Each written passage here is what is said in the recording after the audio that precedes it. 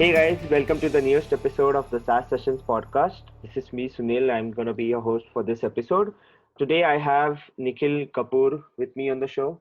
Nikhil is currently a partner at Strive VC, a $110 million fund, and he has spent a decade working on tech and product.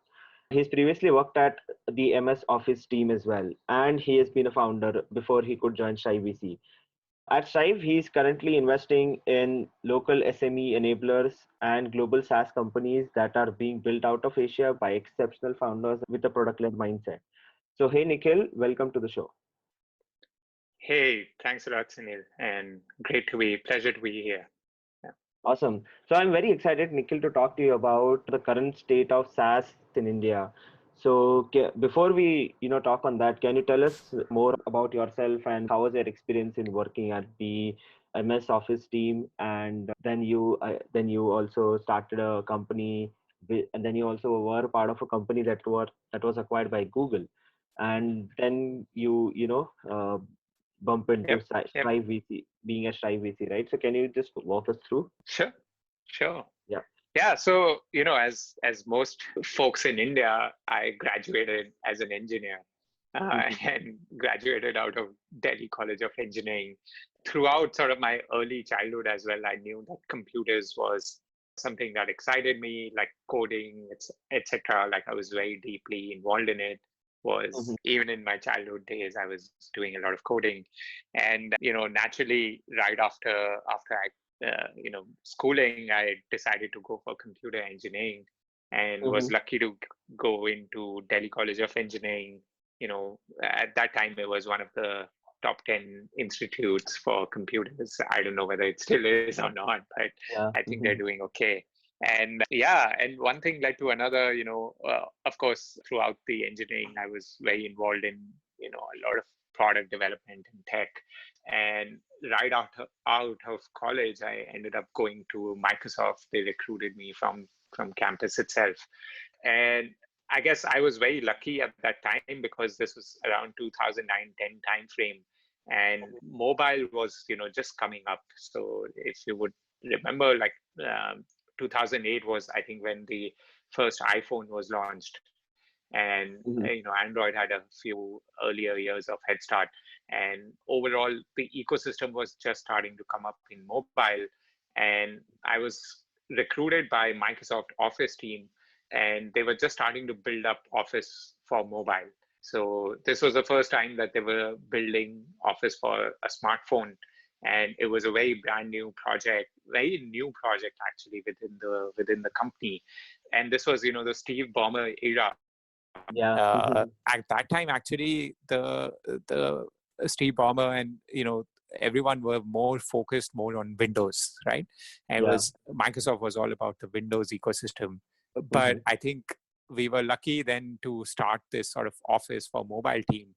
In fact, Microsoft actually ended up missing quite a lot of the mobile wave eventually. But Office team was always very upfront that we want to do something on mobile, right? And Yeah. so I spent sort of the next almost 3 years in building Office for mobile from scratch. We were a very small dev team, 50 Mhm. people total, who were for across all smartphones ecosystems. So eventually we were like 5 people developing Excel, and I was specifically in the Excel team. So, it's funny these days, like I'm investing in companies that are trying to disrupt Excel. Yeah. And at that time, I was sort of building Excel myself. And so did that for mobile. We launched on over 10 million smartphones at that time. And then at That's that, interesting. I Mhm. decided to switch to becoming a founder because I come from a family of business people, and it was always sort of in my, I would say, DNA to go and start a company. And that was something that I always wanted to do. Yeah. This company actually, as many young people, I made the mistake of, people say you should follow your passion. I'm pretty sure you should, but maybe not follow it very literally, right? Which is what I did. I started this company in the media industry, specifically music, and we started sort of aggregating artists in India, Mhm. right? And sort of artists who want to monetize their monetize their art, right? And we were aggregating them and providing a platform for them to sort of get connected to anyone who would buy this art, right? And the first thing that we started off from was music, right? And it did well, and we actually were a bootstrap profitable company. We were scaling fairly decently for a bootstrap company. This was 2012 time frame in India, so the startup ecosystem was obviously very, very early at that time. Not many VCs around, and we were part of Microsoft Ventures and a few other sort of programs. And some VCs were there, so they would come and be very intrigued by this bootstrap profitable couple of founders, geeks who are building this tech. And at that time, also B2B and was not something that was top of the mind for people. Mostly everyone was doing consumer internet companies like Flipkart, etc., as investments. So, we always built it bootstrap profitable, scaled it pretty decently. But I think somewhere around like when I became 25, I realized that this is not something I want to do for the rest of my life. And when you come to that realization, Sunil, like that's the time when as a founder, you should always step away from the business. And that's what I did. So I transitioned that business to sort of the team and came to Singapore. And this was 2014. And I decided to do a business school degree just so that, I can learn the theory of business, because I'd learned business from sort of practicals by actually applying it on a daily basis, but never really had a formal education in business. So decided to take that as a side thing to do while I started getting involved in the Singaporean startup ecosystem, because I could see that Asia was sort of the next wave of startup growth, and that's where I wanted to be in. But I also wanted to spend some time outside of India and learn from other markets as well. So came to Singapore, did that, got involved with another company called Pi, which was again a B2B SaaS company. They were like a competitor to Slack, but focusing on the traditional sort of SMEs. So, serving more of schools and any traditional SME, giving a very WhatsApp-like interface, but for sort of group messaging and collaboration. That company was starting to scale very well. And we were a team again of 7 people starting to build and, grow. And when we were raising our Series A, that's when Google made an acquisition offer for the company. And at that time, because this company was going again, getting acquired by a big corporate, and I'd already done a corporate stint, I decided to switch to venture capital. So that's my entry into venture capital in 2016. Yeah. That's really interesting, and I can see that you have been you have been investing in great companies like Hasura, Class Plus, and Sales Whale, which is doing crazy thing as I can read their blogs and about some news about them. But yeah, that's a interesting journey, right? And talking about the SaaS ecosystem, right? So you mentioned that you invest in Southeast Asian market as well as in India. So according to you, what's the current state of SaaS in India? If you'd like to sum it up in a few words. Right. So I think in a few words, I would say 2020, this is like the decade of SaaS for Asia, right? Right.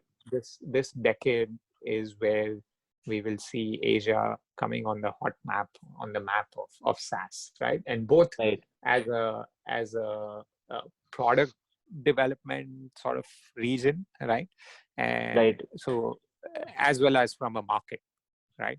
So if you would notice, right, most of the global SaaS companies, be it the age-old like Salesforces of the world, as well as new age companies, they mostly tend to focus on US and Europe as their core primary markets, right? But I think, I don't know whether you do this, but I spend a fair bit of time, going through analysts' earnings, transcripts and calls of these cloud companies. And you would see that a lot of them are starting to mention their growth in Asia, right? And of course, initially, some of them are starting to think about China and Japan. But I feel in the next, 4 or 5 years, we'll start seeing that happen even in markets like India and Southeast Asia. So I think, but that's a market thing. But I think firstly, it's more the product that will come out of Asia, right? And we are starting to see some great examples of these product-led companies coming out of India, coming out of Southeast Asia, and going global. So I think those are the two main trends that are going to happen in 2020, this decade of 2020, where we'll start seeing first the products maturing, and we are sort of already in a very strong wave of that happening. And then the next step would be essentially Indian SaaS companies building for India, or Southeast Asian SaaS companies building for Southeast Asia. So more of domestic market focus. And I think the next step of that would be global companies focused on Southeast Asia and India, or focused on Asia broadly, Right. because they'll see that, that's where the growth is happening, and why should we stay out of this, right? So yeah, I feel that all those three things are going to happen in the next 10 years. Right. And that's where we're betting our dollars. Completely. Yeah. And talking about, like, global SaaS and Indian SaaS, right? Like companies who are in India and who sell globally versus companies who are in India and who sell in India only, right? So Yeah. have you seen any, like, sort of a difference between these Right. companies and how they start, how they grow, what's their approach? Because I guess you have a couple of investments in the local Indian SaaS market as Yeah. well, where companies are in India and who are selling to the Indian market, and versus you also have investments where there are Indian SaaS companies who are trying to capture the global market as well. So what's Right. the sort of a difference that you see in, like, the approach in building these two different companies, right? Right. Right. Yeah, I think that's a great question, and actually something that it's a nuance that a lot of people actually miss, right? Like that the SaaS that works for the global market, like it's probably not the same as the SaaS for India or SaaS for Southeast Asia. So yeah, Right. I think there are a lot of discussions we can go into this, and let's Mhm. maybe dive in. Let's talk about global SaaS first, right? Like, so I think, what are we seeing coming out of India for global SaaS, right? Like we are seeing the first wave, companies like Zoho, and you can even say Freshworks, right? These are essentially companies that essentially are leveraging the cost arbitrage that exist Right. in the markets, right? Like, Mm-hmm. and being able to price your solution at a slightly lower price point, but giving a very commoditized product offering, right? So if it's a Totally. CRM, Mhm. yeah, like it's a commodity in SaaS these days, right? Like Yeah. building an ERP, CRM, and they went like pretty broad, and they also realized, like, look, if you've already gotten the customer once, like you can cross sell them other solutions, which you can also develop pretty quickly because of that cost arbitrage that you have in terms Yeah. of the R&D effort as well, right? And Mm-hmm. so if you look at these companies, right, like they are, Freshworks is 3,000 plus employees, I think. Zoho is 10,000 employees. They've been Mm-hmm. running for more than a decade now, right? Yeah. And each of them are north of 100 million ARR, right? And I think that's the first wave, and that's been brilliant, I think, for the market to educate the investors also, that these kind of stories are possible, right?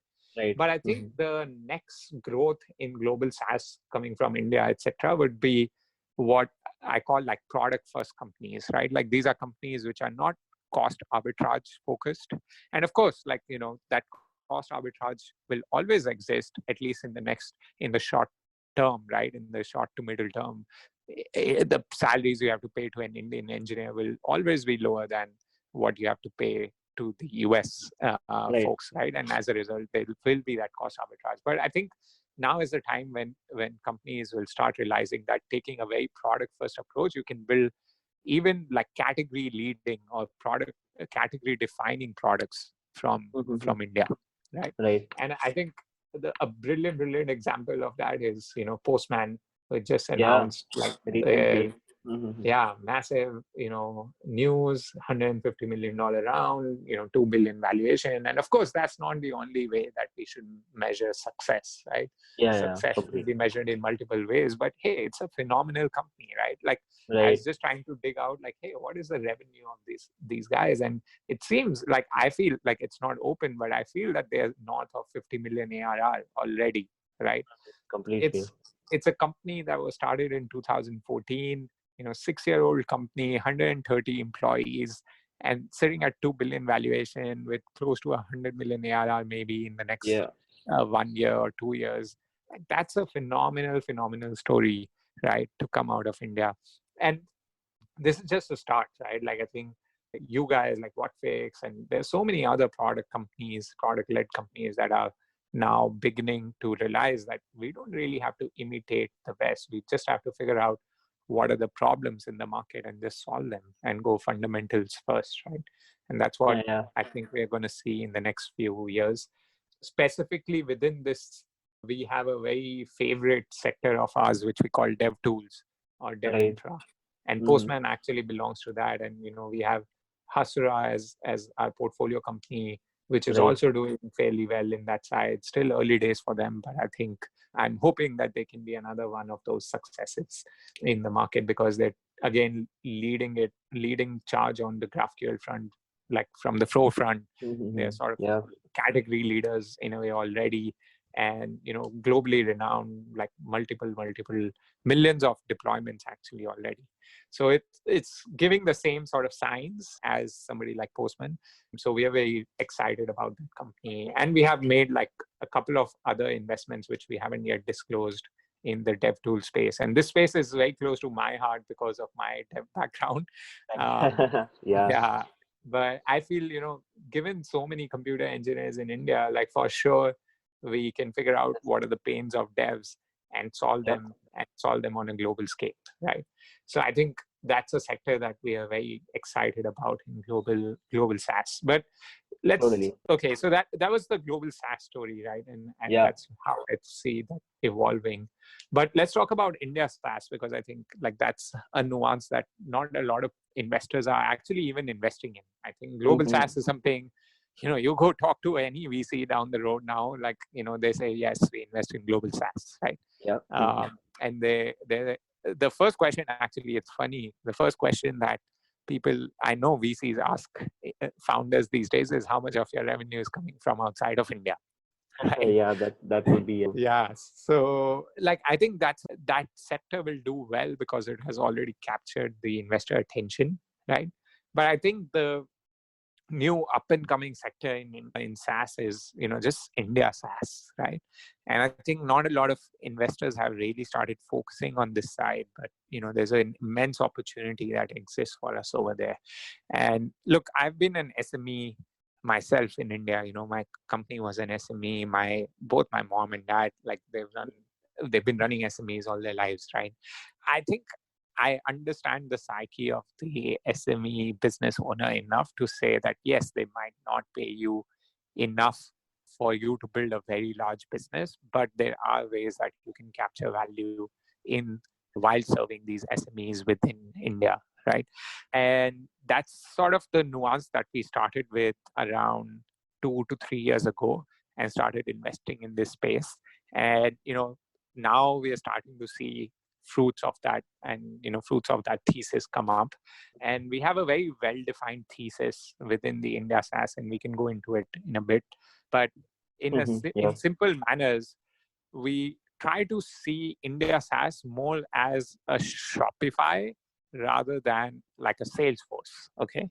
Right. And let me clarify what that really means. So if you look deeply into Salesforce and Shopify, of course, they're very different businesses, right? But Yeah.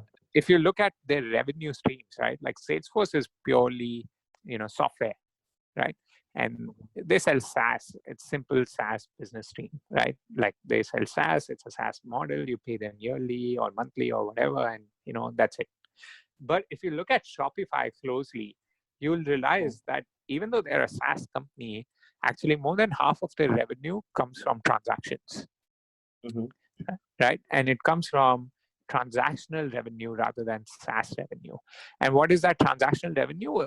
All they're doing is sort of enabling transactions to happen through their SaaS, right? And instead of charging the merchant a fixed fee every month, they've made that fee sort of variable based on how much sales happen. So this is based on payments, based on logistics, etc. They have separate products for each of these, and they charge like transactional like a commission essentially, right? Like, so if it's a, if you sell $100 of goods, like, we'll take 3%, right?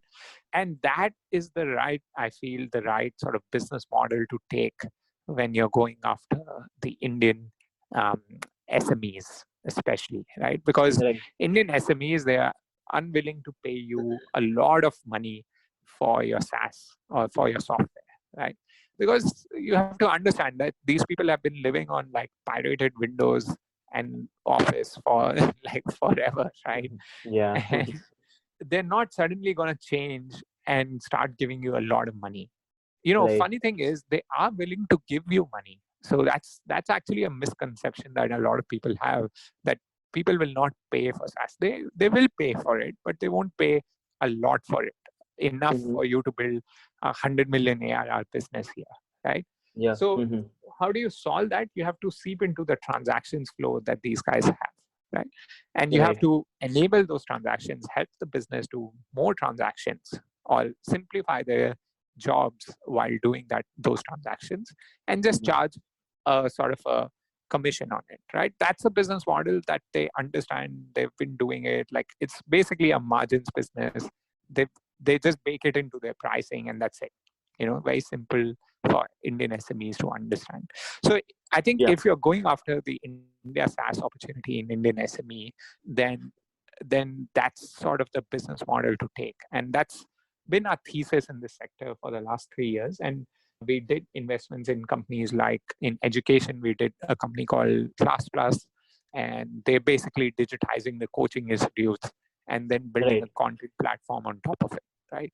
Yeah. And this is exactly the business model that they take. They take a SaaS fee from the coaching institute, and that's enough for them to pay off their sales and marketing costs, but they Yeah. make the real money on the transactions that happen on the platform. They charge a small commission fee. I believe it's around 3-4% that they Mm-hmm. charge for payments, essentially. Yeah, and talking about that, you mentioned your perspective on, like, how can someone who wants to build in India and sell in India, should take an approach. I mean, that's a really interesting viewpoint to have, right? For founders as well, and for other VCs as well, and for people in general as well. Like, if they are trying to be a part of a SaaS company in India who is trying to build in India and sell in India, right? Yeah.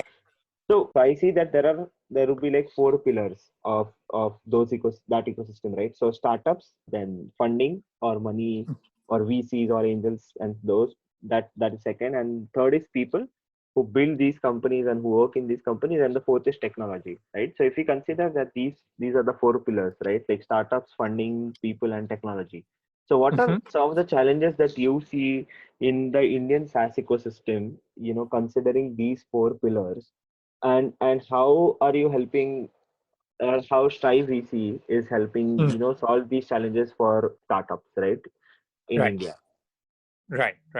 So I think I'm guessing you're asking specifically for the India SaaS bit Yeah, and not just definitely. for Yeah, global for SaaS, the right? India side. Yeah, yeah. Yeah, yeah. So the India SaaS story, right? Like, I think that's a very new story, right? Right. And barely any investors have started sort of adopting it. And because there's not as much investor interest, there's not been as much founder interest in it also, right? It goes Right. hand in hand. But for sure, it's starting to increase now, right? So I think Right. actually you nailed it, right? Like, those are the four sort of pieces, like founder, investor, people, and tech. And Yeah. the good thing about India is that people and tech, we have a lot. We Exactly. have a lot of, Yeah. of both of them, right? Like, we have Right. enough people in the country, and we have enough computer engineers in the country to build whatever tech needs to be built, right? And uh, these computer engineers are also like can match the caliber of any computer engineer sitting in Silicon Valley. In fact, half of them are actually probably Indians, right? Indian, yeah, Sitting in mostly. yeah. So I think people and tech actually not a big challenge, I would say. So product is something that can be built easily. I think what are the challenges right now in the ecosystem is the understanding in the founders and understanding in the investors about this Right. market, about this niche, because it's a new it's a new market. It's a new sector. It's something that people have not seen successful companies being built in already, right? Mm-hmm. So, there are a lot of companies that are scaling very rapidly, and we know companies like Khatabook, etc., who are doing very well by building tools and solutions for SMEs in India. But one can argue that that's good, but it's not yet proven that this is a successful Yeah. model, because revenue is still lagging, etc., etc., right? So I Right. think it's the understanding of this sector that is weak, both in the founders as well as the investors, right? Right. And what that means is like how to structure your business model, right? Actually, I'll kid you not, like what I just told you, Shopify sort of a business model, right? I think that makes sense to people when they hear it, right? But funnily, around 80% of the companies that are building India SaaS and come to pitch to us end up having more of only a SaaS model rather than a SaaS plus transactions model, right? And we Right. tell them, like, this is good, this is great, but you have to come up with a new business model, because otherwise you won't be able to build a very large company. Right. How most people, unfortunately, in India have been taught that, look, go prove it in your own market first if you want, and then just quickly scale outside to the US, right? Right. Like, unfortunately, the investor ecosystem has also been feeding this guidance to founders, right? And founders are just building for the US or building for EU. They're not really Right. building for their own country and their own country's problems, right? So Right. I think that it's just, we need to talk about it more, talk about it in media, in podcasts, etc., to excite founders that, hey, you can build pretty solid companies by just focusing on the home market, and maybe then you can expand outside to Southeast Asia or somewhere else also, but you don't really need to, don't have Uh-huh. to. If you want to build a very large business, you can still build it, and we are going to build this business with Class Plus and prove it to other people that it's going to be possible. And it's already happening.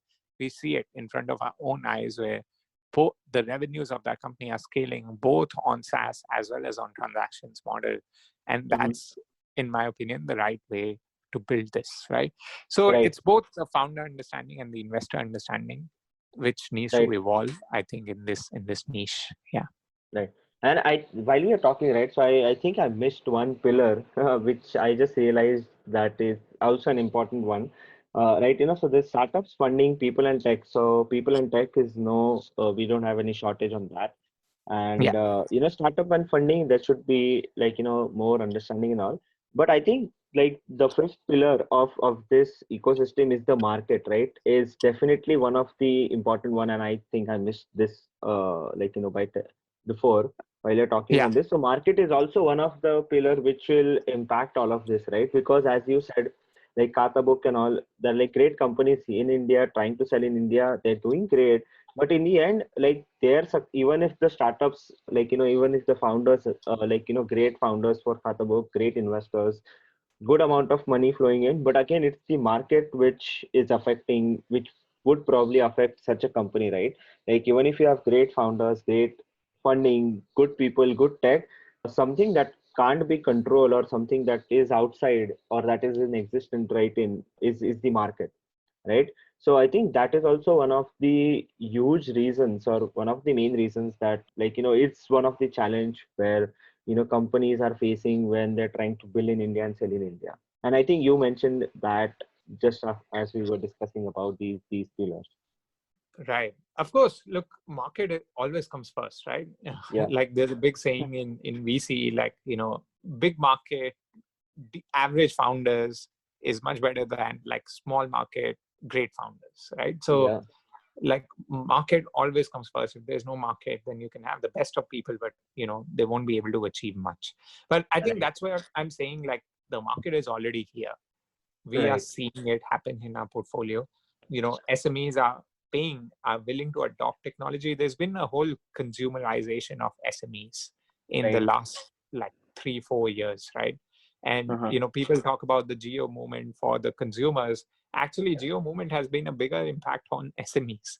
because Right. suddenly this business owner, like who never really used technology, is using a mobile phone to do like whatever they need to do, and now starting to look for solutions, right? Right. Starting Completely. to look for apps that can help them run their business instead of doing it on a paper, pen, Excel, Right.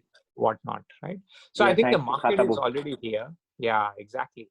So the market is already here. I mean, Khata book has they claim some 10 million users or something, right? Like 10 million SMEs using it in a matter of 2 years.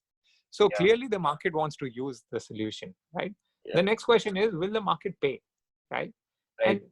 that's where I feel that, the market might not be ready to pay you a SaaS fee of $10 per month, which you would normally expect in the US. Maybe will pay you $1 a month or something like that for Yeah. premium features.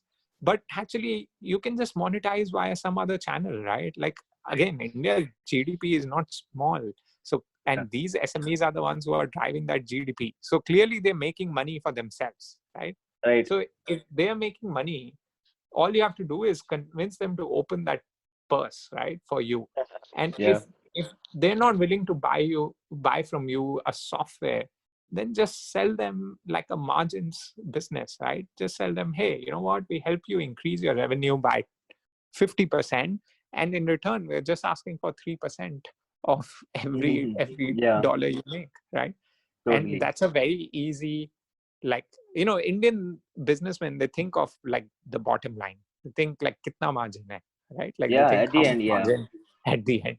And so as long as you're not making a superb dent on that, an extreme dent on that, and you're helping them increase their revenue and top line in general, then you will Uh-huh. be able to extract that money. So the market, I think, already exists. It's more the understanding of founders and investors on how to capture that market is what is, I think, required. And I can definitely talk a bit about like what we are doing to help solve that. Yeah. Mm-hmm. Completely. I mean that's an interesting like take, right, on the market as well.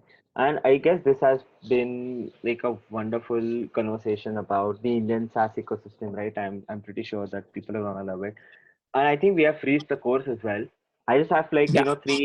three lightning questions for you, which are not about SaaS ecosystem, but yeah, I have three lightning questions.